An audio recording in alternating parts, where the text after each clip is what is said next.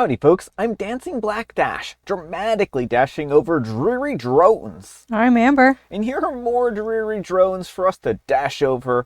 We do it because we can, and because there's Reddit on the other side of them. So let's get started. Alright folks, and our first letter is titled, Am I a Jerk for Charging an Entry Fee for a Family Dinner on April 1st?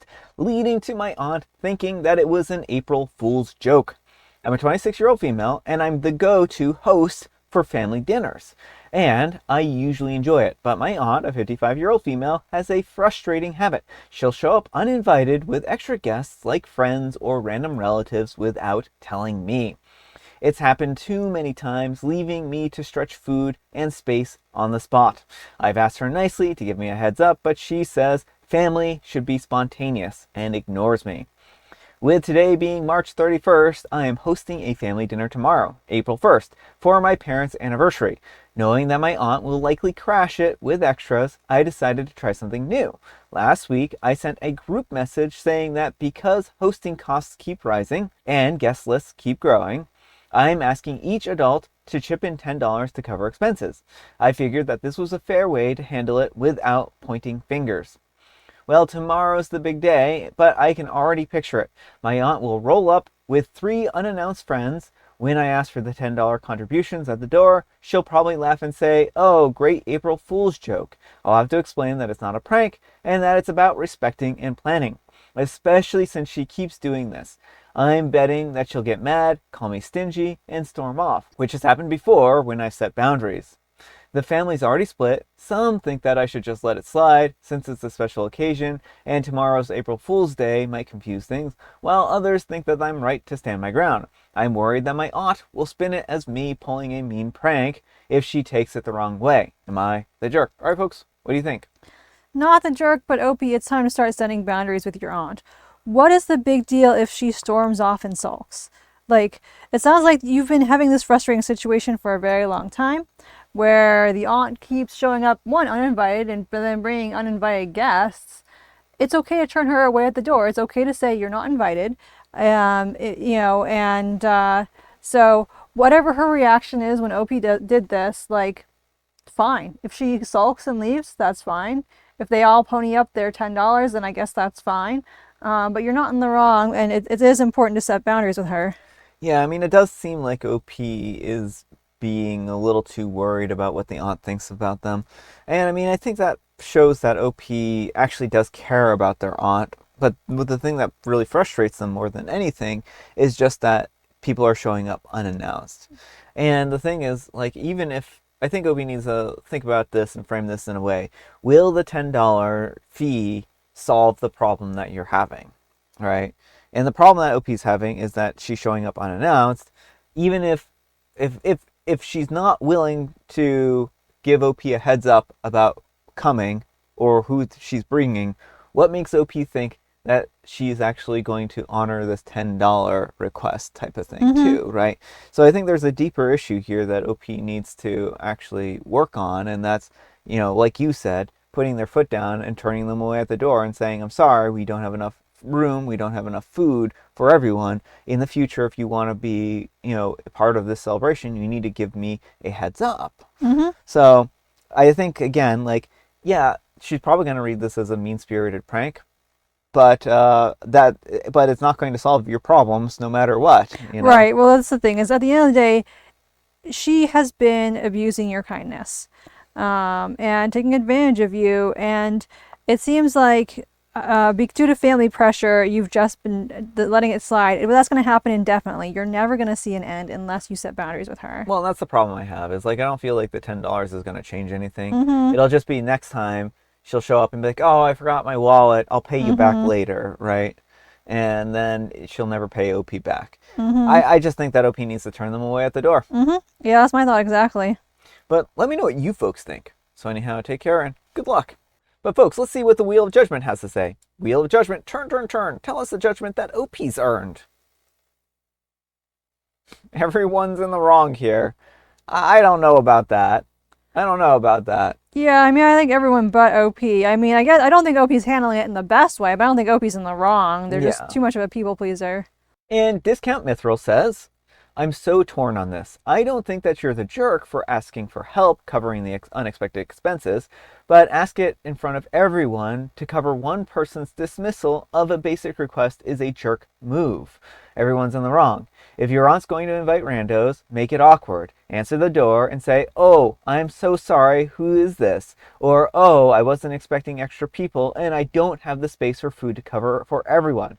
I'm going to have to ask you to please find somewhere else to have dinner tonight as our table is full / all the meals are accounted for." Push it back on her. If you set a boundary and keep letting her walk all over it, then it's not really a boundary, is it? And Shuby01 says, I would just explicitly not allow guests or stop inviting the aunt, and or something that I and people have done, just stop hosting it entirely. If everyone's going to make it a pain, they can do it. All right, folks, and our next letter is titled, Today I messed up by believing a work prank on April 1st and embarrassing myself in front of everyone. At work, my boss sent out an all-staff email saying that the company was implementing a 4-day work week experiment starting next month. We all would get Fridays off with full pay as long as productivity remained high. I nearly lost my mind with excitement. I even replied, "This is amazing, best boss ever," before reading the rest of the email where he mentioned how this was part of a global initiative called April Fools for Better Work-Life Balance. Realizing my mistake, I tried to unsend the email, but it was too late. People were already reacting with laughing emojis in the company group chat. To make it worse, my boss personally replied, "Glad to see that you're passionate about work-life balance. Unfortunately, your excitement is also part of the experiment on how easily employees fall for corporate jokes."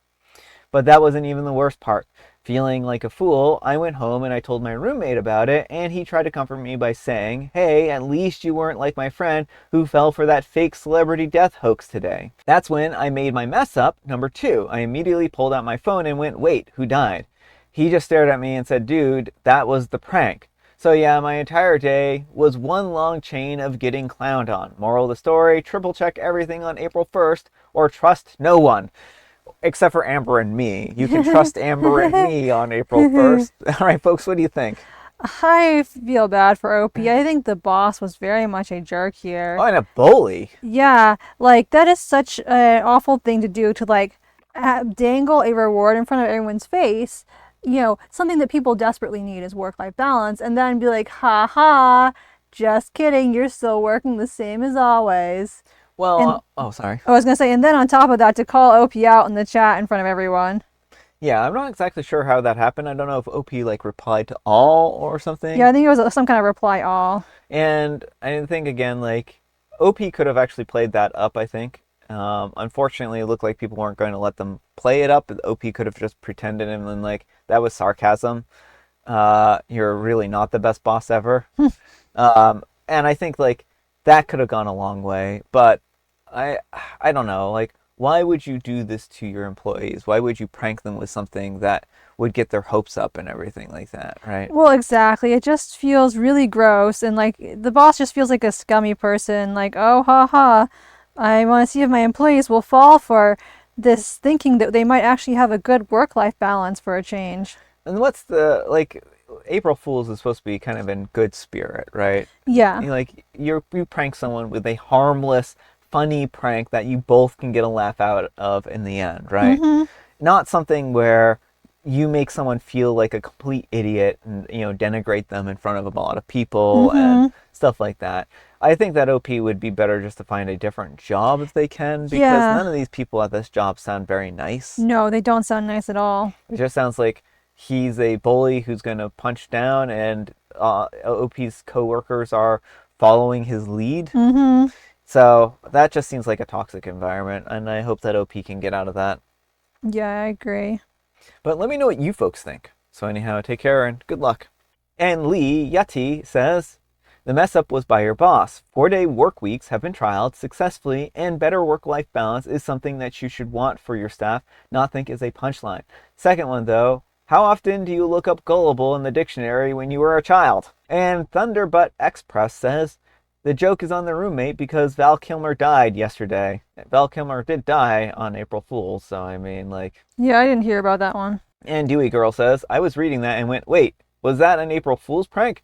In a sad way, at least I didn't fall for an April Fool's joke. And Sailfish says, the mess up was on your boss. I would 100% reply all that you are passionate about work-life balance and then provide references to studies demonstrating happier employees are more efficient employees and how a 4-day work week are ultimately better for productivity and company profits, and do it all in the most sincere tone, acting like you are genuinely just agreeing with his statement, but definitely not throwing boss under the bus for being a jerk. And Kenda1 says, this is the way, throw it back on him. But seriously, the boss is such a jerk. It's like he's dangling something really great that could make his employees happy and better employees, and then yanking it away like, haha, you idiots, you thought that I would do something that might benefit you? If I were OP, I would be more upset about that than the fact that they mistakenly believed it. Mm-hmm. What do you think of those two comments? And I think the second one was kind of like what I was saying all along, is that, well, but the first one where he's like, you should reply back in a sincere tone with studies and stuff like that. I mean, I think that could be a good approach too. You know, I don't know that it's going to go over very well. Like, I don't think this boss is open to hearing it, but I mean, especially if OP is planning on looking for a new job after this, it wouldn't hurt. Yeah. All right, folks, and our next letter is titled, My freshly ex-boyfriend, a 27-year-old male, keeps blowing up my 24-year-old female's phone after his hurtful April Fool's prank and our breakup. How can I cut him off without cutting off my entire friend group? I made an Am I the Jerk post because I have been really emotional about this situation. Here's the context of why he keeps messaging me. So I'm a 24-year-old female and my boyfriend is a 27-year-old male, and we've been together for just over a year now. He's never been the pranking type, and we have explicitly discussed that I do not enjoy pranks or surprises. Occasionally, he will do a little jump out from around a corner to spook me, and I usually playfully slap him on the arm and he laughs, and that's that. This completely came out of left field. Yesterday, he told me that he had something serious to discuss with me. So we sat down. He genuinely looked like he was on the verge of tears. This man rarely cries, so I was already holding and kissing his hand, telling him that it was okay. He shakily let out that he cheated on me with his best friend's girlfriend and that she is pregnant. My heart stopped. Like, I think I genuinely had a panic attack, tearing up and trying not to vomit. He just sat there watching me, looking all emotional and apologizing over and over again. I had been cheated on before, which he was very aware of because we have had an extensive conversation about some of my trust issues that we had been working through together. This played on all of my worst fears. Once I could speak, I told him to leave, and he did. Once I calmed down a bit, I called his best friend and asked if he knew about the affair and the baby. I figured that he did. I just wanted to make sure that he wasn't in the dark because he deserved to know. He replied with, "Oh no, he didn't actually do this to you, did he?" I told him not to. This was a bad idea. I thought that he was talking about the fact that my boyfriend knocked up his girlfriend and said, you knew in advance that they were being intimate and told him not to do that because it would hurt me. He broke the news that the whole thing was a prank, that there was no affair, and that there was no baby. I felt numb at this point. I just laid there and contemplated our relationship.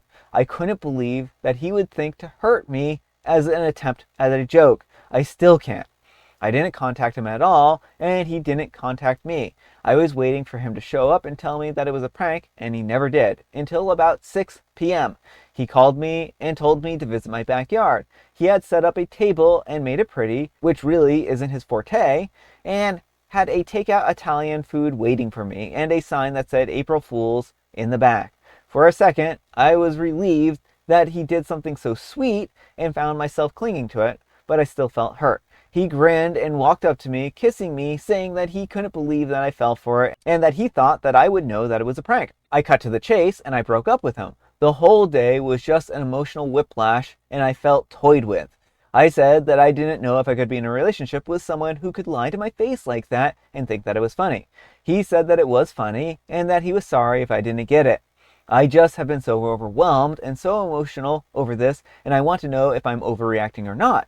He has never done something like this before, but I do not know if I can recover. Am I overreacting? So now he has left a total of 37 voicemails and probably hundreds of messages, and the number is only increasing. I need him to stop. He won't listen to me, when I say that I need space from him. I really don't want to block him or make this messier than it needs to be because we share a friend group. I don't want to be the reason why people pick sides and things fall apart. Any advice? All right, folks, what do you think? First of all, you're not overreacting. What he did is despicable. He hurt you and left you. Like, it would have been horrible even if he had told Opie immediately it was a prank. Yeah. But the fact that he just went and left for hours, like, Just let her stew? yeah, it shows that he enjoys emotionally manipulating you. And you don't want to be with a person who gets their thrills off of, making you feel bad and hurting you. Yeah, this guy needs a new hobby. Yeah. This is his idea of a funny joke. He needs to go find something productive to do with his time. Yeah. You don't use people's trauma against them like this, Well, right? exactly. That's the additional thing. Like, cheating, pretty much no one wants to be cheated on. But especially knowing she has this trauma, like, you're weaponizing her trauma against her. Yeah. And so, yeah, no, definitely break up with him. I think you were right there. As for the friend group situation, you're not forcing anyone to pick sides. Make sure people know the full details of the situation. But if anyone wants to side with him at that point in time, they're not good friends, and you're probably better off without them in your life. Yeah. I really just want to say that if anyone finds your trauma funny, they aren't a person that you want to be around or spend time around. Oh, yeah, right? exactly. I mean, it's despicable to take somebody's weakest part, or the thing that damages them the most, and to leverage it against them. Yeah. And it doesn't matter what that trauma is. I mean, it just makes you a bully, and it makes you a terrible person to do something like that. So. Well, exactly. Anyone who would take, like, your deepest, most private things and use them against you, you never know when he's going to do that again. Yeah. What else he's going to do that on. Like, he has forever shattered your trust and your faith in him. Yeah. So I don't think that OP is wrong. I think that OP should block him. And the reason why is because blocking him can be a temporary thing. You don't have to block him forever. Though I think once OP does block him, hopefully it will turn into a forever thing.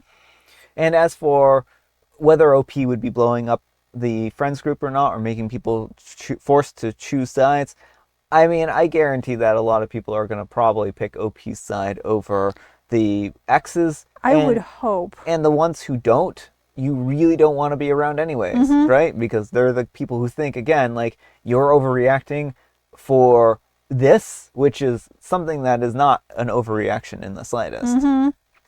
But let me know what you folks think. So anyhow, take care and good luck. And Goddess of Witches says, OP, this is a trend on social media. Are you sure he didn't record everything and upload it? And OP replies, it's a trend? What in the world? I don't think he recorded anything. I didn't see a camera. And he wasn't holding his phone. That's horrifying. Yeah. I don't know who thinks that this is funny. People need better hobbies, like you were saying. Yeah, better hobbies. And WinterCat22 says, mute him so you have his messages as evidence in case he turns into a stalker and harasses you. Explain to your friends group why anyone who takes his side can be blocked. And OP replies, if this continues or progresses, do you think that I will have grounds for a restraining order? With some of the things that he's been saying, I'm starting to get nervous about what he'll do next. And Apprehensive Rain 500 says, OP, the laws around restraining orders vary incredibly by location, so it's worth reaching out to your local domestic violence agency for guidance. In the U.S., contact the National Domestic Violence Hotline. If they can't answer your question directly, they can reroute you to a resource in your state that can suggest your next steps. And OP replies, thank you so very much. Yeah, I mean, if these messages are escalating, and to the point where he's threatening things, then OP could potentially even take those as evidence to the police, right? Yeah, and I think talking to a domestic violence resource center is a great idea. Oh, yeah. They will know all your options, and they can even, sometimes it depends on the resource center and what resources they have available, but they can sometimes help you with protection from abuse or restraining order type things. So it might be good to have an ally on your side to help you through that process. Yeah. All right, folks, it is tea time. Grab your beverages of choice. I've got some tea right here, and Amber, she has a joke. Why did the flower roar? Why did the flower roar? Well, I would imagine the flower roared because it was a dandelion. Yes, and it's National Dandelion Day. So go find yourself some dandelions and wait for them to turn into poof balls and then blow on them and make a wish. Yeah, we don't have any dandelions out yet here. It's also National Mathematics and Statistics Awareness Month, so be aware, math exists. Math exists. It's all around us. It's woven into the threads of the universe, man. And I have Earl Grey. Alright, folks, that's all the time we have for today. Thank you so much for watching. Happy Spectacular Saturday, folks. I hope your Saturday is off to a spectacular start. Amber, we need some kind of moral advice and or guidance, and please have it on jokes that are in poor taste. Don't make other people the butt of jokes. Like, jokes should be funny for everyone involved. And yeah, definitely don't prank people about things like cheating. Yeah. But thanks so much for watching, and we'll see you all tomorrow. Bye.